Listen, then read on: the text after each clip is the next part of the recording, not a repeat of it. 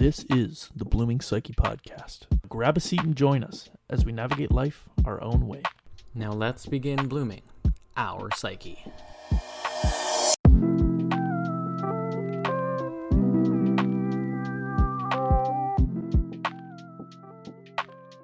Hello. Good day, everybody. My name's Austin, as you might know. And this here is my friend Aries. Hello. And today on the Blooming Psyche Podcast, we brought in a special guest, my lovely, beautiful fiancée, Vaile. Hello. So this is our first guest on the podcast. This is exciting for us. And some may say, oh, it's just your fiancée. That's bullshit. My fiancée is great, and she's a perfect guest to have on this lovely chat today. Well, thank you for having me out. Of course. So we're thinking of a couple topics that we want to maybe talk about on this show today. Do you have any ideas, or are we just gonna play the close your eyes and point game? We could try that. Make things a bit more interesting. Sweet. Okay, let's do that. Close your eyes and point. Okay. Skills to learn. Okay. Skills to learn is the topic. Okay, so which one? So skills to learn. So what are some skills that you feel that has really benefited you over time? Like that's really lasted, like for example, cleaning. Like cleaning is a big one for me because I know that if I don't clean, even if it's just a little bit, you look at it and you're like, oh, I don't want to do that. But if you just do it once at least, something small, then you're like, oh, I'm just going to clean this next thing because I'm already here. Yeah. Right? That's one of those habits that I'm like, I need to keep doing this because if I don't, everything falls apart. I think one of the biggest ones that I've realized, especially since moving out and trying to sort out bills and month-to-month budgeting, financial management has been a big, more of a learning curve than anything, I think, other than being independent and the whole process of moving and living on your own. Yeah. That part, I feel like in school we didn't learn a hell of a lot with the financial management. Plan management. Yeah. That's the one. Yeah. Yes. Yeah, that's the one. But Great. yeah, it's just been more of, especially over the last couple of years. Okay. So your example was cleaning. Yours is financial planning. Mine would be just and I consider this a skill, but the ability to look at the way, at yourself. Yeah. The ability to look inwards. Introspect. At where you are, whether or not you make a change on the things that you're doing or not, or wanting to change or not. It's good to be able to be introspective and use that skill for forward progression. Totally. And I feel like all three of these things have major advantages because not only is it a good habit to build, is they're also benefiting the discipline aspect of I'm committing to this thing, right? Because you know that on the other side of it, if I'm not going to do this thing, what's the opposite of me having good plan management or having a good cleaning regiment, right? And from your experience, I'm sure both of you can understand that the perpetuity of doing good things, Yeah. right? Absolutely. Because they accumulate. Yeah. And then when you look at what you've done, you register, have I done a good job? And if you ask yourself the question, your body might just ask it for you and you might just feel like shit and you don't know why. But you are what you do, ultimately. You can think a million different things, but do a few. Yeah. Yeah. Right? Yeah. Absolutely. Yeah, for sure. Absolutely. The other skill I think is a great skill to learn is how to cook. That has been huge. Learning how to cook. Yeah. Just to be able to feed yourself and not have to go out and constantly go buy Subway for dinner, especially with the to do with financial planning, the rising prices of restaurants and eating out and all of these things that you can't really afford. Just learning how to cook and get a big bulk thing and bring it home and then be able to just make what you have in your fridge into something amazing is a fantastic skill. And I think we've spoken a bit about this in previous podcasts, but being a skill to learn, I think it's still a good one. Right. Okay, let's break that down then. Like, what goes into the skill of cooking that makes it a good skill to learn? In your guys' opinion? Because I know both of you know how to cook, and you cook often. So what would you say? Like, how do you think cooking benefits you? I think just being like more self-sustaining and being able to like plan out what you have what you have at home to turn into a meal, and then what you're gonna need for the meal from the store. Yeah. I think also like a lot of it is being creative as well with the cooking aspect thing. Yeah. Yeah, and I 100% agree with that. Totally. Yeah, cooking's like an art. Yeah. It's a complete art. Yeah, and these ideas of what people have come up with, everything that you can find on the internet is something that you could just make with your own brain, right? You say, oh, I have broccoli, I got meat, I got this, I got that, I got the other thing. I wonder if I can throw this together and make something delicious. Totally. Right? And then you get to use your own brain and figure out how to create something amazing out of just a couple pieces and a couple parts, maybe with some extra honey in there or whatever, right? Like throw a couple extra things and then you get this fantastic creation, and now you get to feel good about the fact that you just created this amazing thing. Yeah. And you get to learn what works and what doesn't work in different combinations. Yeah. And that is like the mixing and creation of basically a huge selection of ingredients. Like there's so many different things, and it's not just what you choose, it's how you choose to put them together and in what order and with what method. Yeah. Right. Yeah. Right? Yeah. And then that instantly translates to basically every other thing. Because it covers the topic of, okay, I want these few things, which are in this category of thing. Let's say it's a sauce. Let's say it's a spice. Let's say it's a vegetable, a meat. But there's so many different varieties for each different thing where you can choose the inputs. Yeah. Right? Yeah. But you may know the output, but you may not know how or what kind of things that are going to change that you're not aware of. Right? Like, let's say you throw cinnamon and turmeric and other things together, and it makes this interesting flavor. But you pull it just the cinnamon or something like that, and it completely shifts. Yeah. Totally. Right? Or you completely just add shifts. or you just add one more thing, like if you add one more thing. Yeah, if you make some sort of a mixture with all of that and some yogurt, right? Yeah. That will completely change everything about the thing that you just created, right?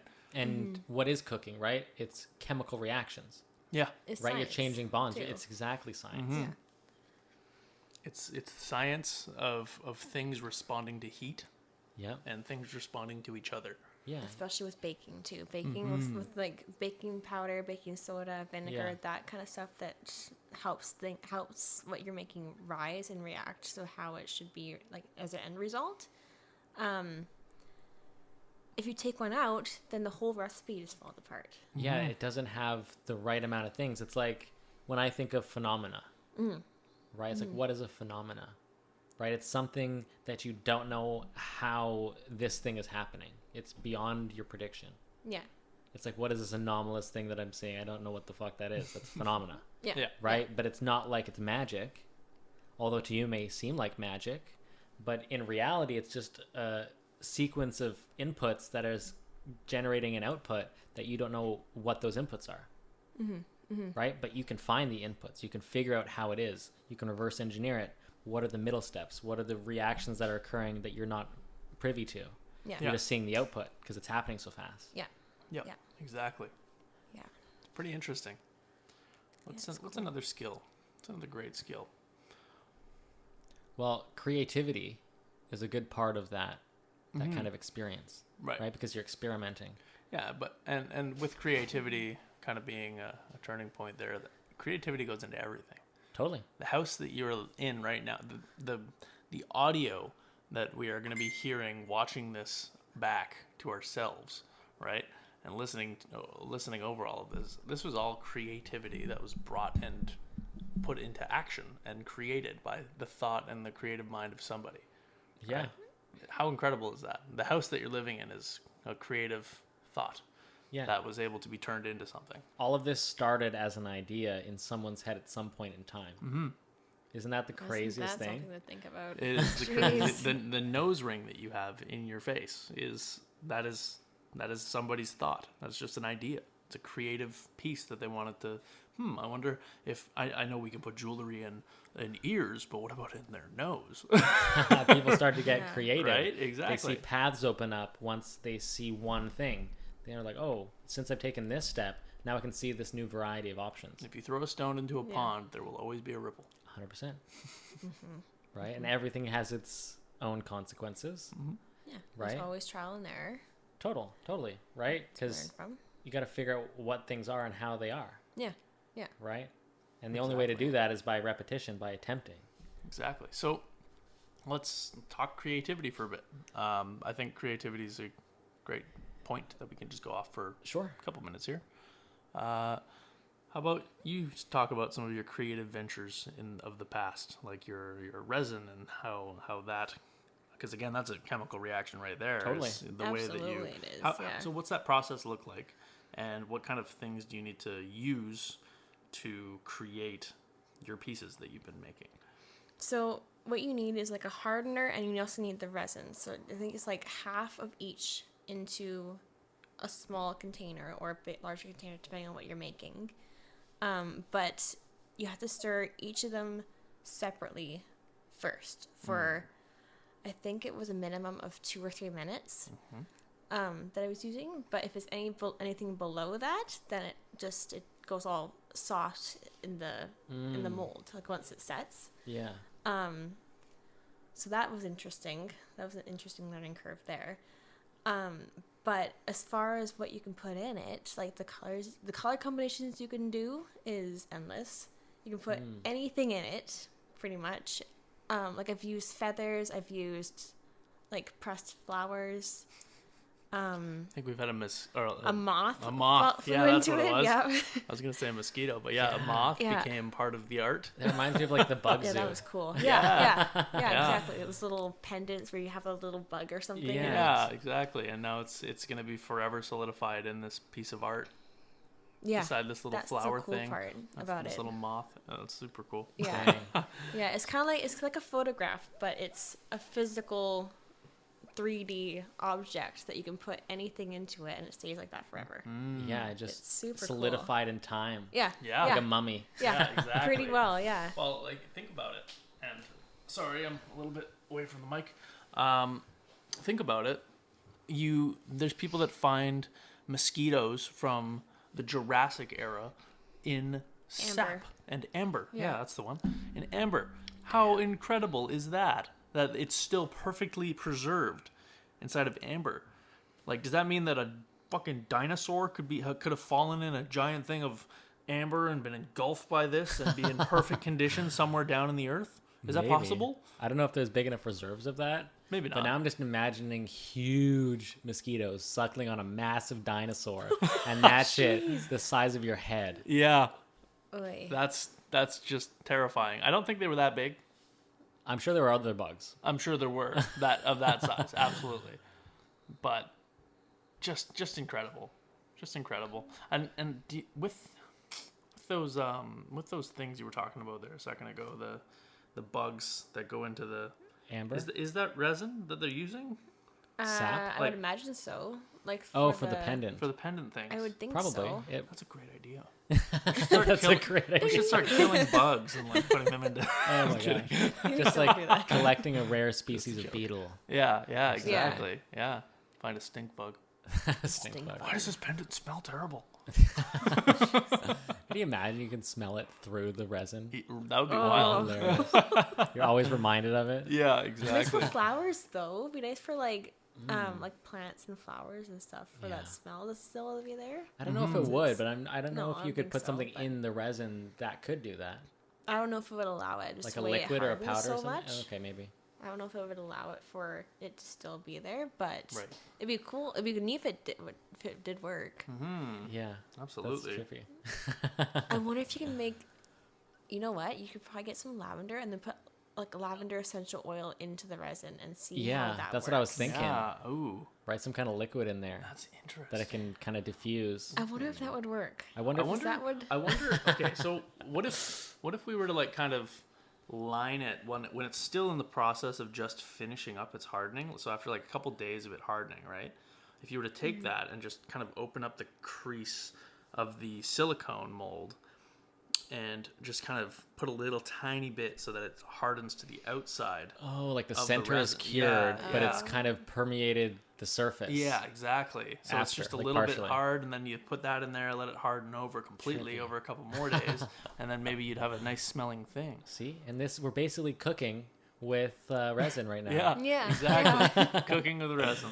That's funny. Or you put it in, you like set it so there's like a couple millimeters of space between the top Yeah. of the mold Yeah. and the resin surface, and then you put like a couple of the drops in, and then put more resin on top. Ooh, that's But I wonder if that would just If that encapsulate would- it. It might encapsulate it. it might yeah. just It looked encapsulate neat it. though. The It little would be. Like, oil what is that? things, Yeah, exactly. little oil droplets around. Yeah. So, Interesting. sticking to the topic of creativity, and this might be something that I brought up in the past, but you are a photographer, as am I, but you got me into photography. And how long have you done that for again? I started when I was 13, so 12 years now, I guess. Wow. 12 years of photography. Yeah. So, what was it about photography that kind of sucked you in and that you just loved about it, that made you want to go on a 12-year journey and continue on your 12-year journey to further years? I think what really sparked it is like the idea of like taking a picture of something and having it like that forever, like it being like capturing a moment in time Okay. and it never being the same. Like you never get the same picture twice. Ah, yeah. And that's a really So, I think- cool thing, though, Yeah. right? Like you're trapping this memory, this moment, this time in a small fragment that you can review and revisit whenever Yeah. you want. Like Yeah. even if you were to do like a super fast, repetitive, like 10 burst photo, Yeah. right, where it takes 10 different photos in that 1 second period, all of those photos are going to be slightly different. Yeah. Right? If you're taking a picture of a mouse that's barely moving to you, but you do that 10 shot burst, maybe the whiskers will move a little bit, the grass, it'll never be the same picture ever. Nobody can ever get that picture ever again. Yeah. Time changes everything with weather, etc.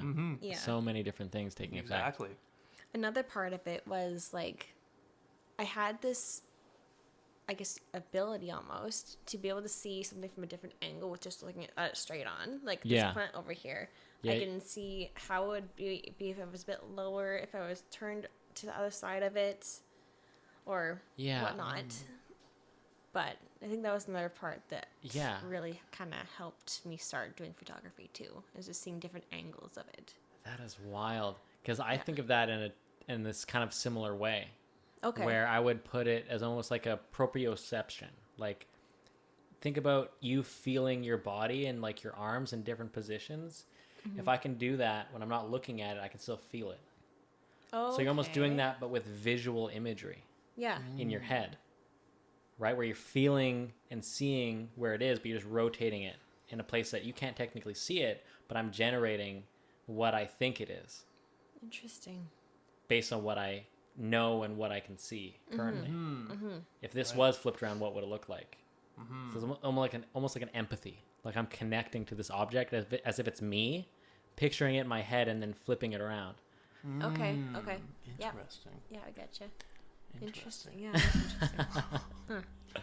But isn't that what you do if you're an artist, if you're creative, if you're thinking about things in a visual way, Yeah. Yeah. right? Are yeah. you not capturing the essence, the moment where you see it in your head, and when you recall that thing, it's a solid thing. It's like I'm looking at, let's say, a chair, and I have this image of a chair that I'm rotating in my head. I've got a chair. If I were to draw that chair, and whenever I want to think about a part of the chair that I want to draw, I recall that image, I'm going to get that chair, Yeah. Yeah. Yeah. Yeah. right? I used to be able to do that in, I think, wood shop. We were told to, we had to choose a project to do for that semester. And I was able to draw, a pretty detailed 3D drawing of what I wanted to do. Yeah. Of a bookshelf. turned out completely different from what I actually ended up building. But yeah, I could like you were saying, like I could picture what I wanted, turn it around in my head like a 3D kind of thing, and then draw it on paper. Yeah. And still have it in a 3D position on paper. Because we're utilizing the eyes. Yeah. You're imprinting a part of your memory as your visual system. So you're looking at it from a perspective. Yeah. Yeah. Right? So whenever you reorient your eyes, if you close your eyes and try to imagine yourself right now, how you're sitting, how you're laying, whatever it is, and then visualize all the things around you as they are right now, whatever you were just seeing. Try to picture all of the things that just were. Right? Can you try to generate things? Is it blotchy? Is there things missing? Are you missing a lot of things? Are you just focusing on a single object right now? Where's your mind going? Yeah. Is it just black? Right? Are you guiding it? Or is it coming to you? How do you think? Right? And then this is where you get into that introspective area where you're just analyzing what already is. Right? You're not doing anything new. You're just looking at it. Right. But you're giving yourself the time to point it out rather than thinking about other shit. Interesting. Yeah. Now, But it's a developable skill. Now I'm curious though, because our experience is very different from yours. In the process of trying to close your eyes and think of something and maybe visualize that something in the vast darkness of closing your eyes, does the audible of the world around you ever infringe on that due to what you see with your synesthesia? Slightly. It was interesting because when I closed my eyes just then, Yeah. I immediately pictured a window frame and a tree in the middle. And it was all like blotchy with blues and greens and black and stuff like that. So it Interesting. wasn't quite just dark. Yeah. But when I heard you talking, I could see the color of your voice through that image Yeah. too, which was really interesting. Yeah. So how about you, just to debrief everybody, let them know exactly what your synesthesia is, and kind of give an idea of what that's like, a day in the life of a synesthete. Sure, yeah. So synesthesia is a neurological, I guess, a condition, I suppose. It can happen in two ways. So when you're born, all your senses are kind of tangled up and crossed. Yeah. As you get older and your brain develops more, they will all separate. But in some people, there's either at least two different senses that stay crossed. Oh.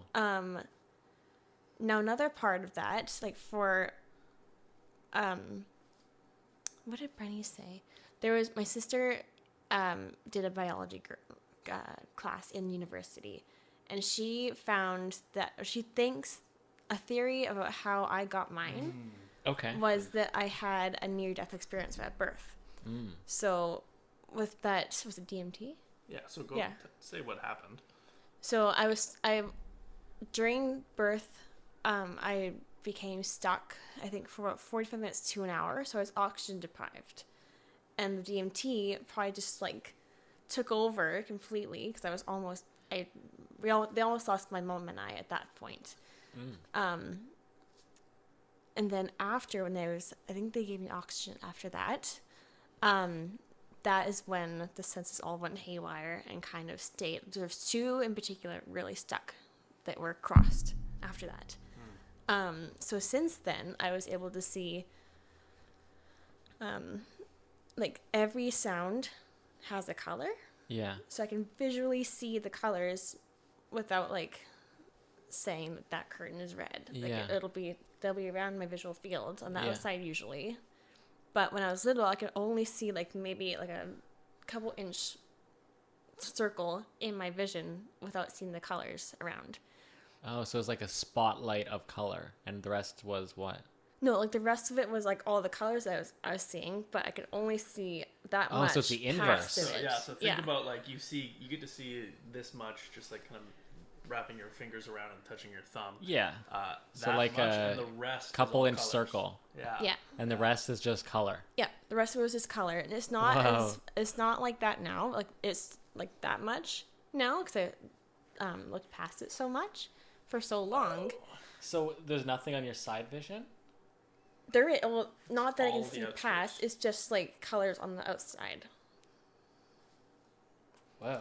Yeah, it was. We didn't. It was funny because we didn't figure it out that that's what that was until I was in grade 11 doing an English assignment, and I had to watch a video and then write a small essay on it afterwards. And I mentioned the colors I saw with the video. My mom read over it and she was like, "What colors? What colors are you seeing?" I was like, "Well, I see colors when I hear things." And she says, "So when I do this," like she knocks on the table. Yeah. She's like, "What do you see?" I said, "Well, I see like, I think it was like red lightning bolts or something." And she's like, Okay. because she had just read a book before this that involved a little girl who saw colors with her her ears. Like when she listened, kind of as I did. Like she heard things and saw colors. Yeah.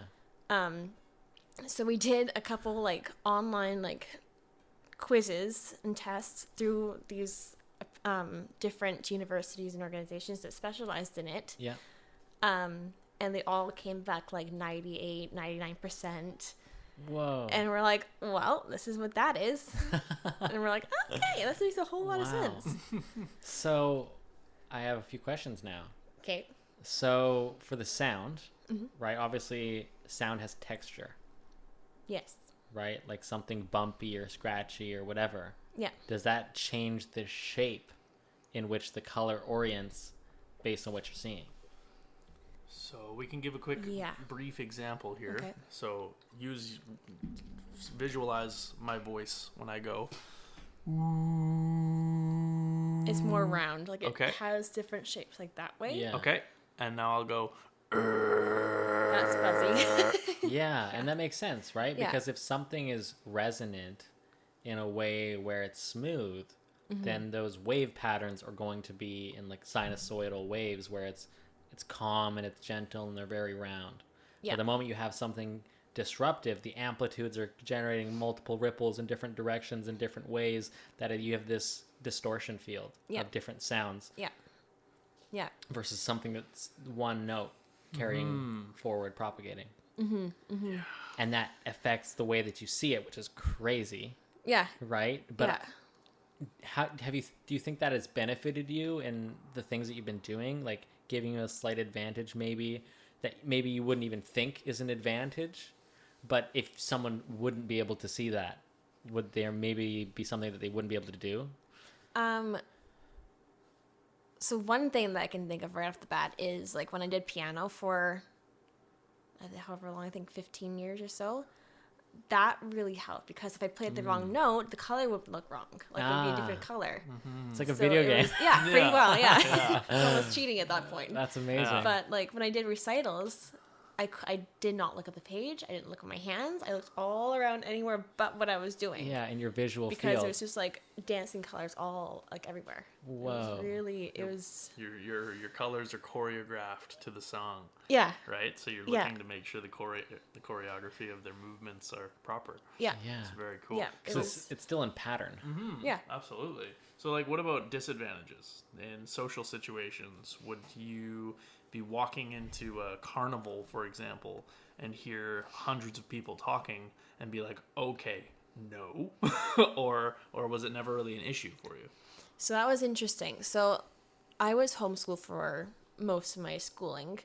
Up until grade 10 when I went into high school halftime for just the electives and did academics at home. Yeah. The first time I walked into that high school, I'll never forget it. It was like confetti everywhere because of all the chatter and all the students around. It was chatter or like confetti everywhere. Holy shit. And it used to give me really bad eye aches and headaches. Yeah, just all the time. overstimulation. Yeah. Yeah. Yeah. Wow.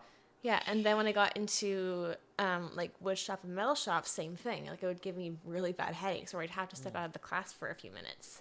Yeah. and then go back in.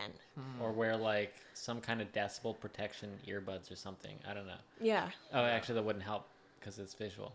Yeah. Yeah. Jesus. Yeah. Yeah. It's interesting. So right now, if you want to just talk for a few seconds, she could probably get what your voice's colors look Yeah, like. sure. I mean, I'm sure you already have an imprint of what I sound like anyway, Yeah. but what is it? It's almost the same color as that curtain behind you. Oh, so like Just about. burgundy. Yeah. Burgundy-esque. Okay. And then That's what was mine interesting. again? It was Yours was like a darker brown. darker brown. Red color. Darker browny red. Okay. Yeah. But it's interesting because when a voice will go down, the color will Shifts. darken and then So lighten it's like up when octaves. it's yeah. Octaves Isn't that of so color. weird? So if I was talking up here like this, what does that sound like to you? Or look like to you? It's like a lighter brown of what you originally interesting. And then if I start to go down to this level, what does that look like? Does that just go back down to where it was before? are. Yeah. Okay. Got Yeah. it. That's so trippy. That's Yeah. so trippy. I remember doing like a few. They asked me to do a couple speeches for the psychology classes there, and the Okay. first time I did one, I left my electronics class at that point to go do the speech for the psych class, and after that. Oh my God! Everyone was lining up to be like, "What color is my voice? What color is this? What color is that?" And it was like, "Guys, one at a time." That's amazing. Yeah, That's so and funny. they were everyone like people I didn't even talk to came up to me and was just like, "What color is my voice? This is so cool! Yeah. Like, tell me all about You this." That became must have been you became fascinating. a celebrity. Well, so I was the only one in school who had it. Absolutely. It was- Well, you're the only person I've ever met that's about it. Yeah, I didn't know same. what synesthesia was until you came along. So Fair. just it's an absolutely interesting thing you got there. Yeah, a and it's neat superpower. because like it's not just senses. Like there's one specific type that I found fascinating. Like, so if I were to tap your right shoulder, Okay. or if someone taps That's left. my right shoulder, left shoulder, This shoulder I have access to. the person no, so if I touch your right shoulder, I'd be able to feel it. So it's like a Touch to touch. kinda Connection yeah, through a or not human. But even in like, like you're touching a spot on them and it's touching it on you. no, So- like if I saw somebody touch Austin's left shoulder, feel it I in your could feel shoulder. it. Yeah, You'd have to see it though. I think so. Yeah, I think Okay. that's how that one So works. so what about those people that were on AGT a while back, where they got pretty high up in the America's Got Talent ladder there. I think they got to like quarterfinals or semifinals. They were able to have somebody touch the woman while the man while the woman had herself blindfolded, and she was able to say where they were touching the person and how many times they were touching the Full person. body. That Like was probably full what body that was. anywhere. They could have grabbed him on the groin and she would have been like, what the fuck? That's That is probably crazy. what that was. Yeah, That's yeah. just insane. Like Dang, this dude. weird synapse. But like, how does that work? Because you're not like, it's not like their heads are You have to connected be like this. seeing or feeling something somewhere in some way that you Yeah. can perceive it. I suppose. Yeah, it's Right? like it's like Like the visual telepathy field. almost. Yeah, Yeah, it is. Yeah. It's just nuts. Like, and we haven't even learned completely how it works completely, like, or how it's developed. Like all the different mechanisms Yeah. and the trigger points. And Yeah, like, because it was forgotten for like close to 100 years. It wasn't rediscovered until like 1980s. it and that's just was- people not paying attention to those things or discounting them as other things. They didn't believe anybody. Ah. Like it was discovered in 1812 was when it was first brought up. Witchcraft. They just thought you were crazy. Witchcraft. Yeah, pretty well. Yeah, yeah. That's And then amazing. it was like forgotten in like I think they didn't pay attention to it until 1920. In 1920, Yeah. 108 years later.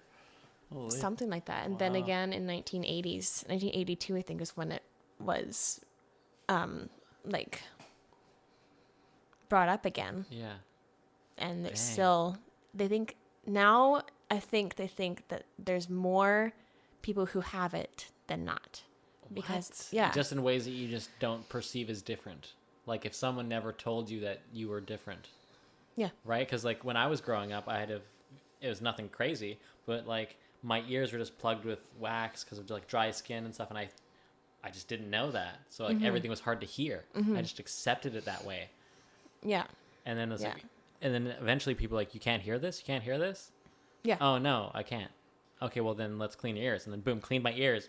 And then holy shit, the world yelled at me. I was like, what the fuck am I can hear everything. Wow. And then the worst decision, which was to go to a movie right after. That's just loud as hell. I was like, oh my God, I can hear everything still. Yeah. With my ears plugged. Wow. Wow. Yeah. That's a crazy superpower you got there. It's something. Yeah, no doubt. Yeah, that's gnarly. You got like a UI. Yeah. You got an audio UI. Yeah. That's insane. Yeah, it's neat. I love that. Has anything else happened like in a sense way? Because I have one that like I can guess as to how it changed. But anything else for you, Austin? The development of my inner voice in my brain, which I've spoken to you about previously, and we've had a couple conversations about it. But that was weird. But the voice, the monologue in my head, is very audible. I don't know how many people can say that they can experience somebody actually screaming at you in your own head and it not being crazy. Because I can hear conversations that I've had in the voice of the person that I had the conversation with. Yeah. And it is loud, and sometimes even more loud than the actual world around me, right? Where it's just so obnoxious and so forefront that sometimes it makes it difficult to focus on anything else but the things that are popping up in my brain.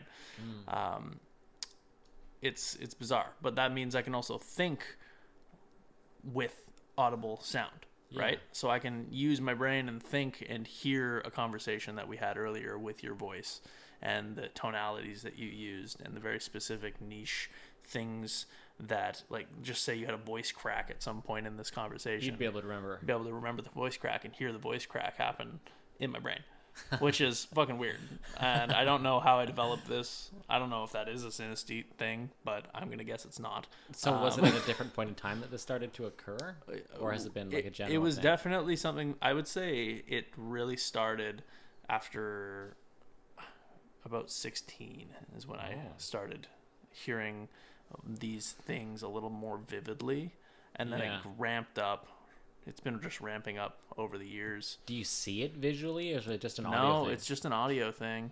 It's really bizarre, but it doesn't help when somebody's talking to you and you're trying to focus, and then you hear fucking some Aunt Jemima commercial from 2015 pop into your head, and you're just like, why is this here?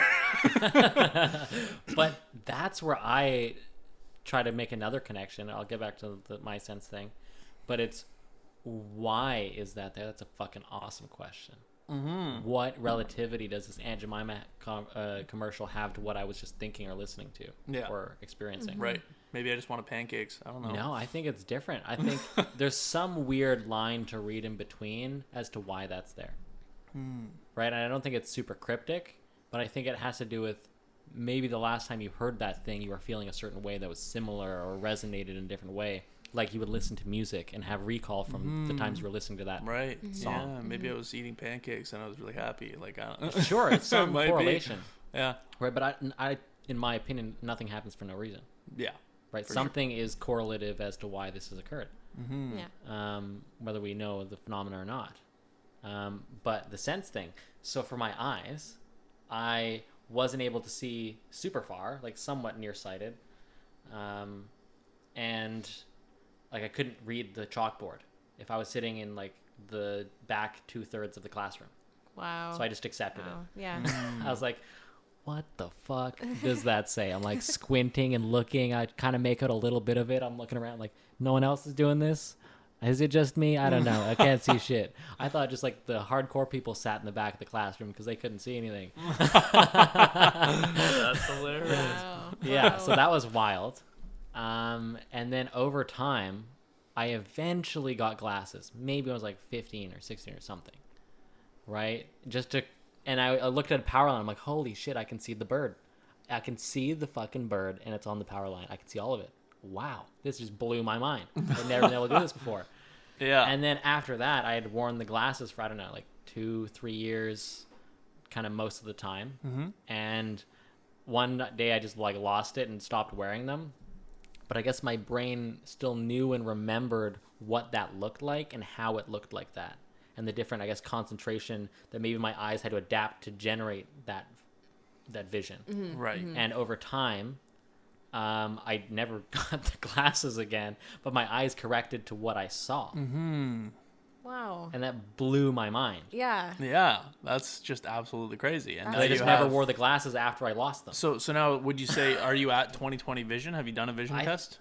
One eye is still slightly worse than the other because I Okay. still have astigmatism on Okay. one side. Okay. But it's still, I think one eye is a little bit better than 20, and the other one's like maybe 18 or 19. Okay. Wow. Interesting. That's Interesting. amazing. Wow. But from probably like a 14, 16, or maybe... Actually, no, right. My one was way better than the other one was worse. And then the other one came back to similar. Okay. So the Interesting. astigmatism, like the reason why I was off is because things were overlapping at certain distances. Okay. So it became blurry and hard to see. Right. Okay. So I had to refocus the eye to make them both the same. So So I you guess had, that the other eye realigned to the better eye. at the time, you had Probably, one yeah. eye that was for Yeah. looking far and one eye that was for reading books. That's Well, so I didn't even use interesting, it that though. way. Yeah. But the thing is your eyes are mapped directly to your brain. And if Yeah. you lose an eye or you get damaged and you can't see out of it for a couple weeks, the other eye takes the real estate of the one that's lacking. Right. So it can compensate. Yeah. So if you want to change it, and now you have to over adjust, and the eye that is now healed, you have to cover the other eye so it can regain its place Right. Yeah. in your brain, which is fucking crazy. Right. Yeah, that's interesting though, because like a lot of people will start off with glasses when they're really young, and they won't be able to stop wearing glasses Yeah. until they're like however old. Totally. But for you, it's interesting that they corrected themselves Yeah. over such a short span of time. Like, in my opinion, I didn't do shit. Right? Wow. I just lost Wow. my There was glasses. no Yeah. conscious effort there. It was Yeah. just like your eyeballs wanted to be able to see like that. Yeah, but it's not like there wasn't a mechanism behind its change, or it Right. wouldn't have changed. Right. Right? That's I so just weird. leveraged some mechanism beyond my perception. Wow, That's so bizarre. that's crazy. We all got That's this so weird cool. little. But quirk. I Yours can is the now, coolest. I can just like snipe out shit really far and Yeah. just like focus in on it. What is that? And like try to like have like the little bit blurry details kind of coalesce into something more solid and concrete. Right. Wow. Very And then use the assumption mechanism of like almost like the sixth sense, which the same proprioceptive visualization, I can generate the image of that tree closer in my vision Okay. because I can understand what it is Right. based on what I see. I can enhance it with my visual imagery of my mind. Right? Because I can generate the same thing in my visual imagery if I close my eyes well enough. So if I am looking at it, can I not enhance it in real time? Yeah. Yeah. Wow, that's so interesting. So if it was something that you weren't sure what it was, would you have to do the same thing? I would say probably not. No. Unless you can imagine it. Yeah. Right. But who knows? You'd have to imagine it into existence. Yeah. Right. But you know what? That's actually kind of something. It's funny as hell. Yeah, it's kind of interesting though because we read that book. What was it? The most recent one that we kind of got together and read. Oh, Live and Grow Rich?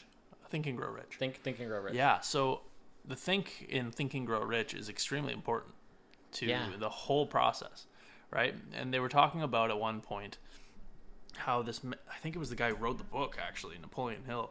His son was born completely deaf. He had no ears. Right. He had no ears. Yeah. Which was crazy. Or they were just like grown over or something. Yeah, the something bone like was that. still Yeah, there. I'm not exactly sure what it was. I think it was just like holes in the side of his head, but he didn't have the No, I ability th- to hear. I think it was just grown over. Like there was nothing there. Okay, But I well- think the bone was still there. Yeah, but anyways, he couldn't hear shit, and like anything. And the dad, Napoleon Hill, I believe, was the one who had said, "No, I'm not going to take this doctor's advice. I believe my son is going to hear again." Right? Yeah. And he thought it, he believed it, and then he started implementing that into his son at a young age when he could start to understand, right? And then through that, they were able to get, like, through the years, like kind of pushing this ideal of my son will be able to hear. I'm going to be able to hear for the son's case.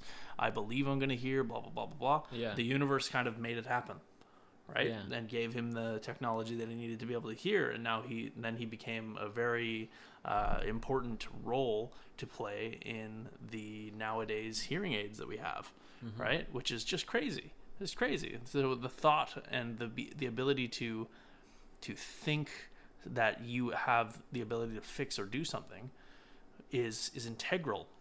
Another example, It's a guy, the mindset of an inventor. yeah, well, totally. But another example, a little bit more of a intense and required, like I need to get this fixed now kind of example, is a guy was on his deathbed, or what they thought to be his deathbed. He was extremely sick. Everyone was like, he's not going to make it. But he himself, this guy, and I'm sorry, I don't know the person's name or the exact whereabouts of the story. He himself was going into the room, into his essentially to his deathbed, saying, "I'll be out of here in 2 days. Don't worry about me. I'm good. I'll be out of here in 2 days." Everybody else, the doctors, everybody said he was going to die in 2 days flat. Yeah. And he's like, "I'll be out of here in 2 days." And he was 2 days later, out. Good. Fine. Damn. Back to normal. Like, well, relatively normal. But he was able to get through it and believe himself to being able to fix his body to be able to continue living. Despite what everyone else thought, generating thoughts of their words in his head. Exactly. To count his thoughts of his own were so powerful that it countered the bullshit. Exactly. That's wild. From even trained professionals that That's said how you're much not he going to make it. disbelieved. He believed in his body and the ability to survive, that he was going to live, and he lived. How crazy is that? Right, and that's generally leveraging placebo, right? But also it's a capability of the body. If it wasn't actually a problem that, like, let's say they were misdiagnosing something, right? And then his belief was like, okay, well, I want to be this way. So he thought this way and it became that way. Right? Like summoned it into existence, which is fucking gnarly. I don't know, like, how you can do that, really. Like, I don't know if you could replicate that. I don't know. But I have, like, a different, I guess you could call it a synesthesia, but I don't see it. I imagine, like, trajectories, but I don't see it. I can almost see, like, propagations of things. Right. Like you would with your visual imagery if you were to, like, have a daydream kind of thing. But you're imagining, but you're not seeing. Right? So you're almost thinking it out. Okay. Yeah. Yeah. But you're not hearing it. Yeah. You're just like intuiting something. Yeah. Right? So, like, let's say you were to speak. Yeah. In my intuition visualization, you could call it, in, like, my own mind's eye, but I'm looking, so I don't see anything. I could select things that I choose. Like, if I were to say, okay, if I were to pour this out, and I would imagine the splash, Right. or what is the sound waves of your voice, I would imagine the shape of the wave, and then it hits and bounces. Right? If I were to really think about something that I know, because I know the mechanism, like the principles behind how it behaves. Interesting. So I'm leveraging that intuition of the information as to my experience of what occurs with my imagination of intuition from what I see. Right. Yeah. If I choose, which is wild. It's pretty interesting because I was having to do almost exactly that with one of my modules that I'm doing for fire safety, just to kind of further that. And one of the things they were talking about is that the earth is that's why you ground out things to the earth, right? Because it doesn't matter how much electricity you pump into the earth will be able to handle it. And it's just such a massive, it's a huge resistor thing, right? So that all of this electricity, even a lightning bolt hitting the ground, it doesn't affect anything. It just disperses out into the earth. Well, that's where where that visual piece comes in. You can visualize, okay, the lightning bolt comes down, hits the ground, and then you can watch it almost spread out. And what I envision is it hitting the mycelium and spreading out through mycelium, and then just kind of vanishing into nothing. Well, that energy is generating a temperature, which is burning eventually. But that the actual accepted energy to the life forms that didn't die received it, unless it followed the burning trail and then eventually ashed the whole tree and then created a forest fire. Yeah. So other than that, but if that energy did get stored, it went somewhere. Exactly. Right. Yeah, fair enough. And excess just turns into heat, which turns into flame. Totally. But yeah, it's super trippy, right? But having that happen, if I were to see something, it's like watching something occur if I were to generate an action against it. Okay. Right. Gotcha. Yeah, so like, for example, like dropping a cup off of the table and not having water in it, but watching the thing shatter. Yeah, totally. And then hearing, like, you'd be able to visualize the hear that sound too. waves and all of this, like the shattering of the glass going everywhere, right? But it would have to be like the locus of my attention, right? But at the same time, it's definitely possible. Absolutely. And that's technically possible with anything that you can think of. Yeah, and that's where, like I mentioned, like the inventor's mindset, which is I have some kind of outcome, and I have to generate all of the steps before that. And that's the hard part. It's like I have this thing that I can visualize, but I have to make this thing work in the way that I visualized it. Right. So now I have to create all of the steps before that, and it has to work on some kind of foundation, or it wouldn't make the outcome that I visualized. Yeah, absolutely. Right? So that's the way that I try to think, is can I think of more of the foundation so I can see things that propagate from that, so I can generate outcomes, because I'm not looking on the surface level anymore. I'm not looking at the things that are happening symptomatically. I'm looking at how things are generated. Okay. So it's a different type of intuition, because I'm just shifting my perspective origin point in the way that I'm trying to accumulate information. Interesting. Right? Because then I can attempt at least to figure out what happens. Obviously, I'm going to take my predictions with a grain of salt, or I'm going to get disappointed, right? I'm not going to try to expect that I know everything, because that's just nonsense, right? But I can intuit what I can see and have seen happen, in what I can assume like we're talking about, the inputs that generate an output based on what I've seen, the conditions that the thing we're in. Obviously, if you change the conditions, the phenomena is not going to occur. Right? But if I can anticipate what I do know makes something occur, like cooking, if I put these ingredients in, I'll get this result. If I can intuit those things, I can predict an outcome. Right? That could be physical, that could be metaphysical, that could be some kind of event playing out, that could be a vote prediction, right? But the different pieces, right? Some kind of fundamental layer of principle went into that thing happening correctly. Or at least the way that it played out. Interesting. Obviously, you can't account for all of the conditions. Right? So you have to, that's where some experiments fail or can't get duplicated, because there's conditions that weren't stipulated. Right? They weren't made known, but were still there. Right. It could be someone doing an experiment and the person not showering and it affecting the fucking molecule, benzene rings. It was absorbed by the component, like whatever. Right? Little thing that you can't even think about, because you're not even looking at that layer. Yeah. You could have dandruff. And the thing could fall into the thing and then get completely contaminated. ruin everything. Yeah. Right? So that's where you have to apply a marginal layer to everything. Because as much as you can predict something, there's a lot that you can't predict, because you're not a fucking wizard.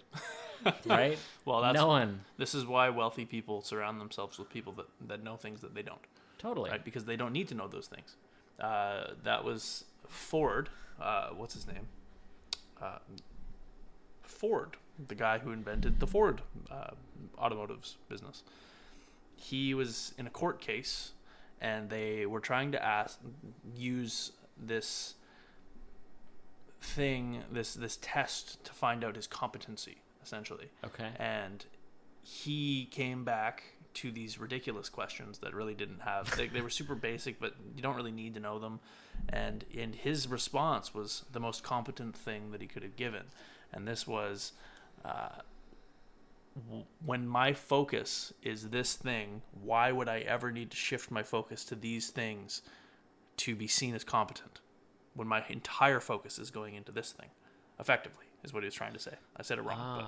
But. No, it's like judging an animal by human standards. Like, they're intelligent in their own way. They're doing something to a degree that they can do it agile and dexterously that we can't, because they do this thing in this fashion. But if we applied, go try and drive monkey, it's not going to be able to. It doesn't know the precepts to it. Yeah. Exactly. But I thought that response to them asking all of these competency questions was just the most competent and intelligent thing he could have said, right? Because my entire focus is being put into this thing, into automotives, into making cars for people, right?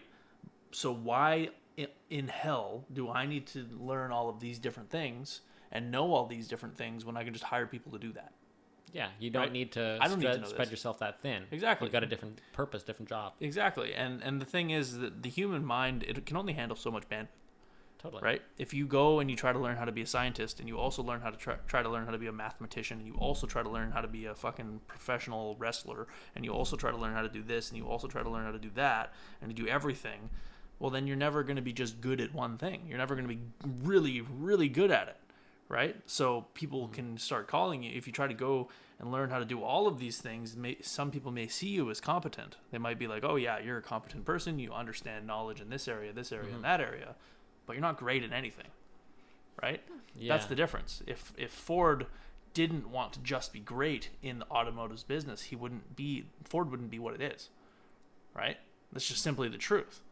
Because he was able to just instead hire the people that did have skills in the areas that he needed but didn't want to acquire. Right? Mm-hmm. Which is hugely important when you're trying to start anything that requires a lot of different vastly changing information. Right? Like accounting and fucking human resources and all this. I don't want to deal with that. I want to deal with this thing because this is what my niche is. This is my thing. Right? Yeah. And that I thought was the best response that this guy could have come up with. In that court case itself. Anyways, sorry. Perfect. No, that's great. I love that. Vaile, I wonder, like, because you have, like, synesthesia, obviously, and it affects the way that you see things. So we just mentioned a few things. You said piano, right? Have you used it for anything else? Like, trying to take advantage of it? Not that I've really paid attention to or noticed. Piano was the big one when it came to like hitting the right notes. Yeah. But yeah, not really much other. Interesting. So like, could you use it for musically inclined things in general, like with the guitar? Did that help at all with the guitar? Yeah, like for things that I'm learning to do, like I think instruments is pretty much the main one. If I can listen to a song first and then try to replay it on the guitar or the piano, I can try and like pluck it out. But like again, if I hit the wrong note or have my fingers somewhere where they shouldn't be and I strum, then it'll sound different or look different. Yeah. So it's like an innate like metronome. Like you're better at rhythm because you can see like patterns. A little bit easier. Yeah. Another thing that actually came up recently is people's names have, like, for people who are like us, like good people who I sit well with, their name stays parallel, like or horizontal. Yeah, you said good people. Good people, yeah. But if they have a bad vibe, then it goes down.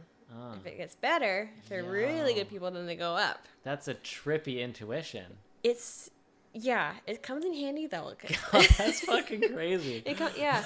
Yeah, that's like that's wild. That's actually crazy. Yeah, and smells have shapes, believe it or not. Like the other day, my mom and I went into Shoppers Drug Mart, and I was sniffing around with some of the perfumes and stuff. And she asked me, like, there's one I had on my wrist that I was told to try just to see how it reacted. And my mom wanted to smell it. She's like, well, what does it smell like to you? And I said, well, it has a round shape to it. And she's like, oh.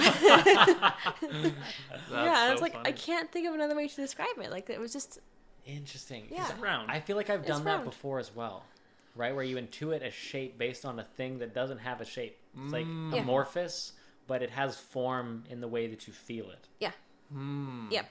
Yeah. It was really interesting. Like, there's sharp smells. There's like flat smells. There's whatever else. Because like you would visually see that, where I feel like other people would, like I mentioned before, like almost intuitively feel something, but not necessarily in a way that they're reminded of it.